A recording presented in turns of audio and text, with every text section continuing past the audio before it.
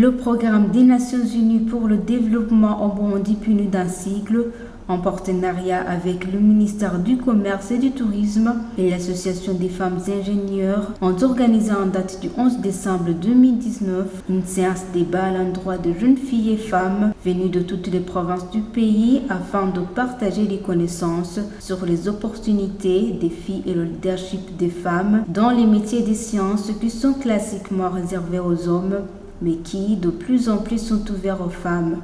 Nicole Kouassi, représentante résidente du PNUD au Burundi, a fait savoir que l'organisation de cette conférence sera liée dans le cadre de compatir, discuter et donner des exemples en vue d'enlever la peur aux femmes pour qu'elles emboîtent le pas des leaders féminines déjà embrasées ces métiers.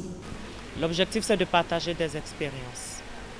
L'expérience des femmes qui sont déjà dans ce genre de métier, qui ont connu des défis, des opportunités et qui sont prêtes à le partager, et d'ouvrir les yeux aux jeunes filles qui commencent à réfléchir à ce genre de domaine et leur donner des directions, des leaders féminines dans ce domaine pour leur permettre de pouvoir embraser ces carrières.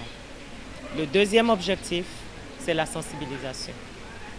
La sensibilisation en général sur tout ce qui concerne les métiers d'innovation, les technologies, la mécanique, les sciences, les mathématiques, tous ces domaines très spécifiques qui sont et qui doivent être ouverts aux femmes. Il faut que les jeunes filles, les jeunes femmes soient sensibilisées sur leurs possibilités et leurs potentialités dans ce genre de domaine qui leur permettent d'embrasser des métiers qui sont aussi à la hauteur de leurs compétences. De son côté, Bazouli Delphine, présidente de l'Association des femmes ingénieurs et urbanistes, affirme que de nos jours, il y a déjà un pas franchi. Il y a beaucoup d'avancées dans ce domaine d'ingénierie si on compare à mon époque, à aujourd'hui. À mon époque, il y avait peu de femmes qui osaient embrasser ce métier technique, ce domaine d'ingénierie. Soit parce qu'il y a des stéréotypes qui sont véhiculés par la société, soit aussi par l'autocensure. Parce qu'il y a des femmes, des jeunes filles qui se doutaient qu'ils ne seront pas capables d'affronter ce métier, soit qu'il est difficile, et que même à cause d'être sous-informés, ils ne voyaient pas l'avenir de cette filière. Parce qu'ils pensaient que c'est du domaine seulement de la construction ou autre, et selon les adages qui disent qu'une femme ne peut pas monter sur le toit d'une maison, par exemple. Et de cela, ils considéraient que c'est un métier qui est pour les hommes et non pas pour les femmes. Quant aux participantes, elles ont été convaincues de forcer les limites, montrer qu'elles sont capables et donnent aussi des encouragements à leurs sœurs. Je fais de la mécanique, je travaille dans un garage, je suis chef de garage dans mon propre garage. Je suis fière de mon travail. Oui, j'ai eu beaucoup de problèmes, pas mal de problèmes avec des gens. Avant, c'était dur parce qu'on m'a demandé en tant que femme, qu'est-ce que t'en sais? J'ai travaillé dur pour avoir la confiance. Je suis diplômée de la faculté d'énergie solaire à l'université de Tsinghua en Chine. Mais une fois que la confiance est là, la confiance est installée et que nous avons assez de courage et de volonté pour continuer à étudier, on peut y arriver. Pour mon cas, par exemple, j'étais partie pour faire les finances, mais quand je suis arrivée à l'école, j'ai dit non, je vais changer, je vais faire énergie solaire. La première année, elle n'était pas facile du tout parce que je devais m'adapter, mais grâce à Dieu, je l'ai fini, je l'ai terminé avec mérite. J'ai même obtenu une bourse pour ça et j'ai continué. Et une fois hors de l'école, c'est juste que la communauté dans laquelle nous évoluons aujourd'hui, elle a tendance à dénigrer la fille. Elle a tendance à dire, ok, même si tu as ce diplôme-là, c'est pas sûr que tu vas vraiment réaliser ce que tu as appris, ou alors tu vas faire juste un travail mais chamboulé. Donc la communauté ne nous fait pas confiance. C'est ça le plus gros défi. J'encourage toutes les filles à faire tous les travails parce qu'il n'y a pas de travail d'hommes et femmes. Pour moi, tous les travails sont les mêmes tant que tu gagnes ton argent, je peux dire.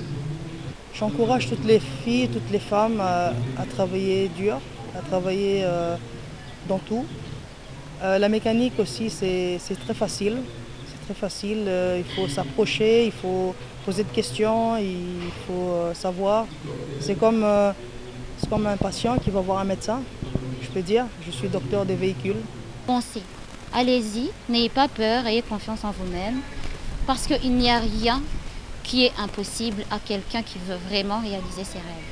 J'encouragerais beaucoup les jeunes filles qui y ont osé et qui veulent embrasser ce métier de technicien, métier technique et surtout la filière de l'ingénierie, car c'est faisable, c'est possible et ça ouvre aussi sur beaucoup de domaines et ça donne beaucoup d'opportunités dans la vie socio-économique et ça leur donne aussi une occasion de participer pleinement et activement dans le développement socio-économique de leur environnement. Et demande le soutien de la part du gouvernement.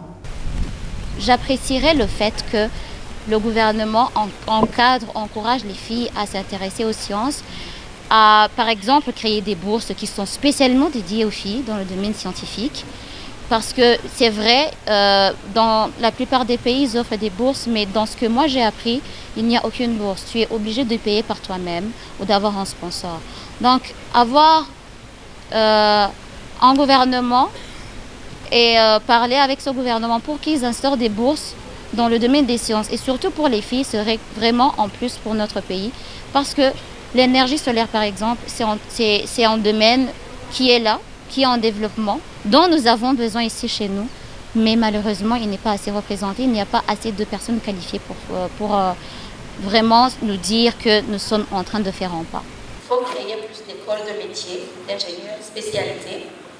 À une époque, il paraît, je n'étais pas encore qu'il y avait une école de télécommunications, mais aujourd'hui, elle est disparue. Ça aurait été un grand atout pour le pays. Parce que maintenant, actuellement, la génération d'ingénieurs qui sont à l'ONATEL, ils avaient intégré cette école en 1984. Ils sont sortis en 1987.